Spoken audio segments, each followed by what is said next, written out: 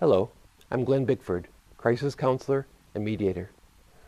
When people call me up to ask about mediation, I always think of a few questions that I wish they would ask, if only they knew a little bit more about me and about mediation. I'd like to take an opportunity to answer some of these questions. So here are my top 10 seldom asked questions. You're a pastor.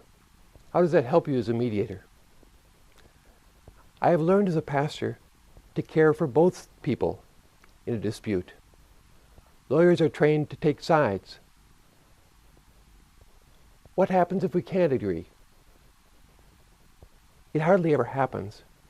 If it does, I declare what is called an impasse. Usually, there are some things you're able to agree on, and if you decide to go to court afterwards, with those agreements in hand, court is easier and cheaper. You're a pastor. Are you going to try and convert me while we mediate? No, I never talk about religion unless religion is a point of disagreement about the kids. If you want to bring up religion, that's fine. What makes you such a good mediator? Good mediators listen carefully. I know how to listen well. I was trained as an emergency room chaplain, so I know how to handle stressful situations. Where did you do your training? I did my training at CDR Associates in Boulder, Colorado. They do a lot of international disputes. I also went to Hamlin Law School Center for Dispute Resolution in St. Paul, Minnesota, and the Mennonite Peace Institute in Lombard, Illinois. I've heard of mediation sessions dragging on for hours and hours. Is that the way you operate? Not usually. My sessions usually last 2 or 3 hours at most.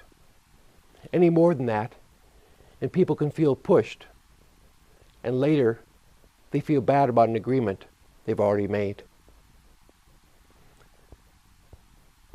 Where do you mediate? Do you mediate in your office? No, I don't have an office. It's less expensive that way. I mediate in a courthouse room, in your attorney's office, or in a local church. How long have you been doing mediation? I've been mediating in churches and hospitals with couples and families for more than 20 years. I started mediating out divorce situations about 6 years ago. Which is harder to solve, a fight between two people divorcing or a church fight? A church fight is usually much worse. As strange as it sounds, I actually find divorcing couples easier. What happens if someone breaks the mediated agreement? A signed mediated agreement is a contract just like any other. If someone breaks the contract, you can go to court and deal with it. Those are my top 10 questions. Thanks for listening.